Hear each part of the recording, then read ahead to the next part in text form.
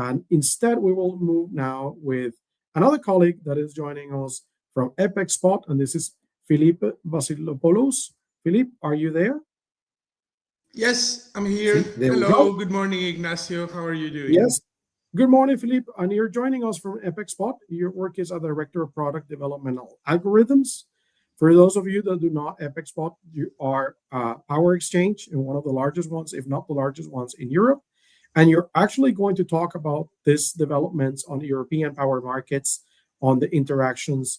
I suspect a lot has to do with the more difficult work that is now when it comes to balancing, more integration, shorter answer times here. And I would like to say thank you so much, Philip, for joining us and discussing what is happening in European power markets. What are entities like, for example, Epic Spot doing and facing with at the same time with this interaction of supply and demand, aggregators, as well as storage playing a role. And the floor is all yours. And I would like to say thank you for joining us today again. That's great. Thank you very much, and also thank you for inviting me to this conference. I'm going to share my screen. Just let me know if you can see it in full screen. So yes, today we can see it. Okay, perfect, super. So today's presentation is about recent developments in the European power market, and I wanted to give it both a view of what has been happening recently, some recent developments, but also in line with the regulation, because it is the title of this conference and the main topic. And I have two parts in my presentation. The first one is about the energy market, so some of the developments that and the important developments that have taken place on the day-ahead market, and the second part will be on congestion management and important developments on the flexibility market part. But before going to flexibility markets, I wanted to share with you a little bit on what's been happening on day ahead, and it's also very much linked to what the previous speaker was also mentioning about the important need for flexibility. What I'm showing you here on this slide is something that you might have seen on LinkedIn, maybe not the most recent figures, but it's been really a topic for a lot of discussions currently around the energy market. And this is about the switch to 15-minute granularity. Now, this has been a very important change that happened since the 1st of October 2025. So it's recent because it's been a little bit more than 2 months that the entire European day-ahead market for all the bidding zones has moved now into a 15-minute granularity. And that's important because it allows then market participants to react to the price signals. What we've been seeing since the go live, first of all, I think it's important to recognize that the go live for the entire European market went very smoothly because there were many exchanges involved, the TSOs, the regulators, the market participants, or hundreds of market participants across all of Europe, if not thousands. So this has been really an important development for the electricity market. What you can see here is that for the different weeks, so you have the evolution of 15-minute prices between week 40 and week 47.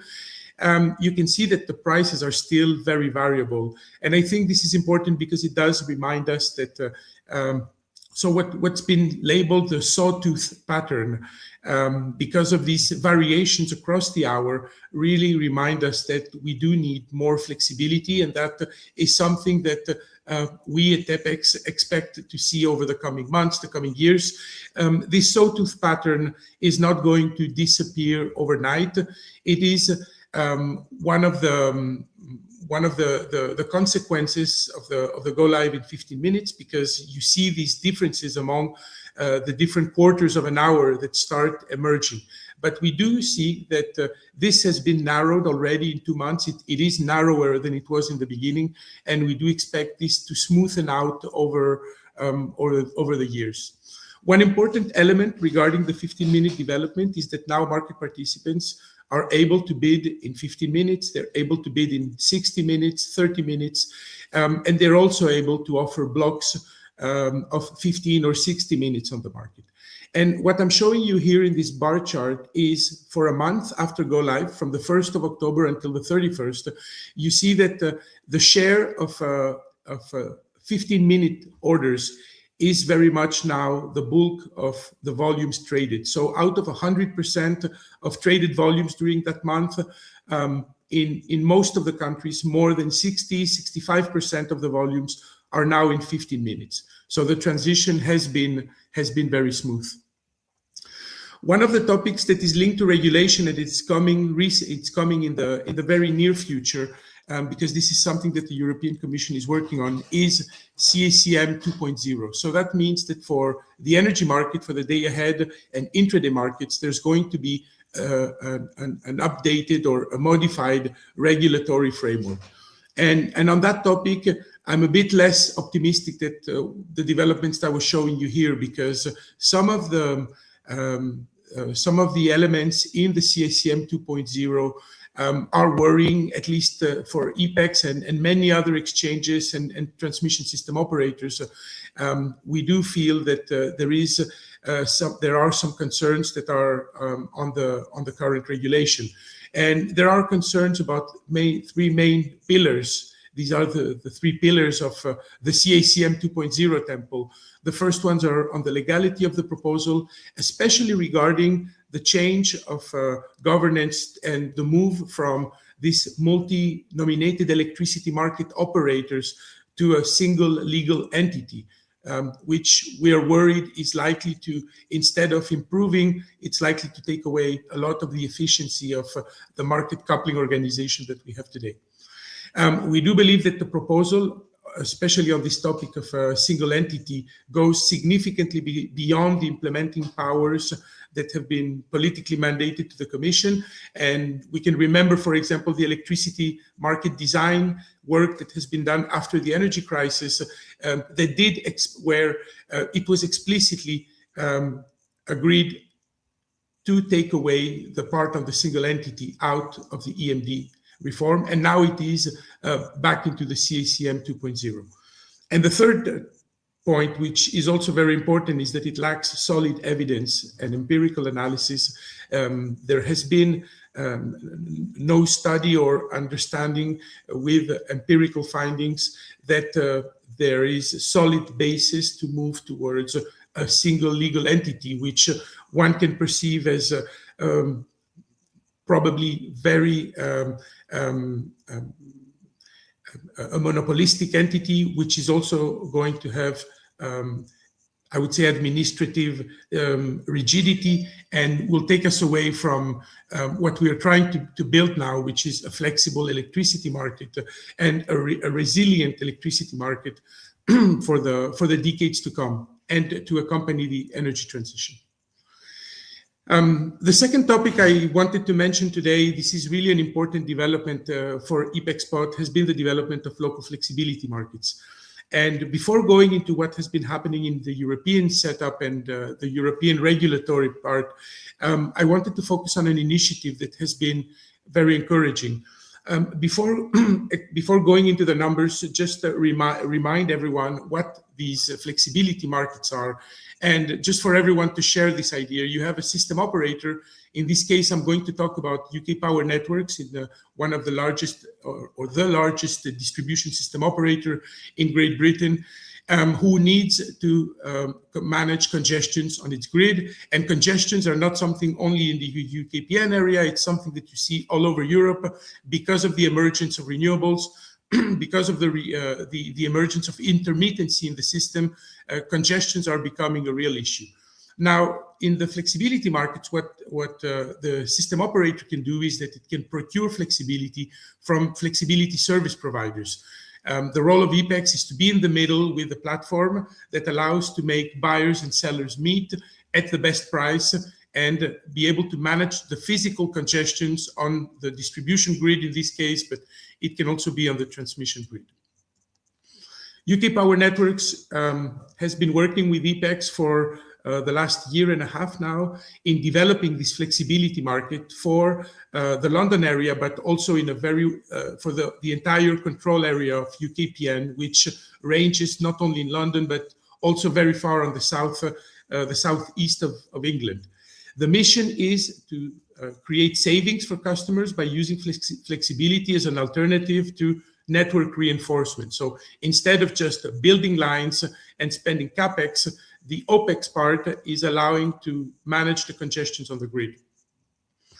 The work that we have been doing together is to move this market to the next level in terms of customers, in terms of the numbers of flexibility service providers that are participating, and also so opening it to new market participants, but also, and this is important, we have moved from a long-term procurement that was done several months before, what we call the reservation of flexibility, into an activation market, which takes place on the day ahead.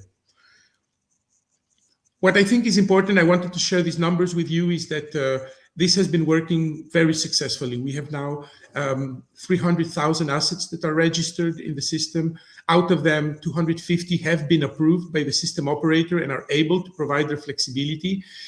This is done by working with more than 40 flexibility service providers and allowing them to offer their flexibility to the system operator on a long-term, but also on a day-ahead basis, every single day of the year.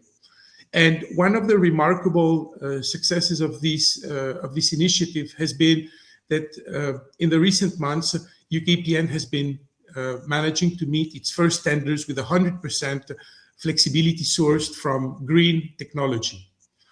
This is one of the use cases that I wanted to share with you. So in this case, it was in Southeast England on the 12th of September of the current year. UKPN had to buy 22 megawatts of flexibility, and it did that. It procured this flexibility by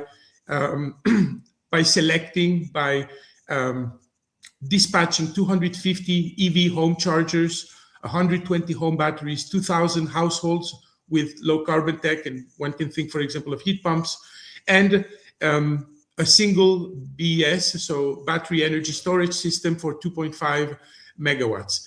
And that made the procurement 100% low carbon, flexible, flexibility, allowing to manage the congestions on the UKPN grid.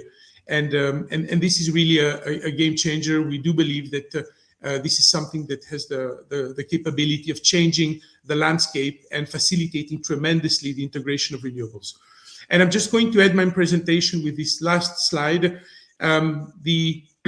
This was, so I've been showing you things from Great Britain, but this is also something that is happening on the continent, in Central Western Europe, and more generally in the European Union. We've got a piece of legislation, of regulation that is arriving. It's called the Network Code on Demand Response. And this will set the future regulatory framework for local flexibility and market, for local flexibility markets in Europe. It will allow to harmonize processes, to harmonize the products across EU, and is forcing a full standardization. And this is really important if we want to scale these markets and really take them to the next level. The document is really going in the direction of pushing for market-based flexibility procurement by system operators. It facilitates also the multi-market access, because flexibility service providers, they need to do what we call revenue stacking. They need to use across market optimization, across wholesale, across ancillary services, and across congestion management services in order to manage to achieve the highest revenues that are possible. And it also includes a part on the local market operators, one of them being, for example, EPEX, that are bringing on the table neutrality, transparency, and their expertise in order to make these flexibility markets a success in the coming years, in the coming decades. 2 points more on the institutional part. So NRA, the regulatory authorities, are in charge of overseeing this process on the market design. And when we're looking at the next steps, Acer has submitted the Network Code Demand Response proposal to the European Commission in March this year, and is currently running, well, the consultation is over now, but we have a comitology procedure that starts with an adoption that is hopefully will be done by the beginning of next year, Q1 or Q2 2026. So with that, I'm going to close my presentation. I hope I wasn't too long. I just wanted to just remind, the importance of flexibility, not only in the energy market, but also for congestion management. This is really a topic that is going to be key when considering renewables, but also considering batteries integration and electrical vehicles, and even considering data centers, which are arriving and are going to create a massive load on the system. Thank you very much. Thank you so much, Philippe. That was an excellent presentation, and you're showcasing the importance of demand-side flexibility and demand-side management, because the markets should not be only focusing on production or supply. We need to think in a different way. And this is something that we have seen as a common thread in the panel. So, Philippe, I would like to thank you.